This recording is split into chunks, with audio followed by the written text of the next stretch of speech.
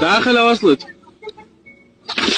بس ثواني خل ادور على كرامة الولد، ما اعرف شو وين نلقاها.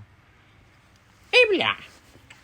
شربوت مو وقتها ولك، هسه معصب هذا تلقيه مضروب بيبسي عليه مدري نوتيلا مدري بطاعة المهم انصحكم والله اي شيء قدامكم بالقاع شنو تشوفون اضربون المقابيل بيه حتى منا ورايح يعرفون شنو هو خطأهم، لان هذول ما حد موعيهم صراحة. فما يجون اذا مو حمير شلون يجي طقش طقش بالكتل، فانتوا شي يجي قبالكم وضربوهم بيه. برافو عليك، انا ايد كل بنيه تتصرف مثل هذا التصرف لما تكون بموقف مثل هذا الموقف، وانصح كل البنات تسوي نفس هذا التصرف، لان هذول راح ياخذون عبره بعد ما راح يعيدوها، انا متاكد بعد ما راح يعيدوها. بالنسبه للكرامه هي وقعت، بس ما اعرف اذا هو من قبل ما عنده كرامه، ما اعرف.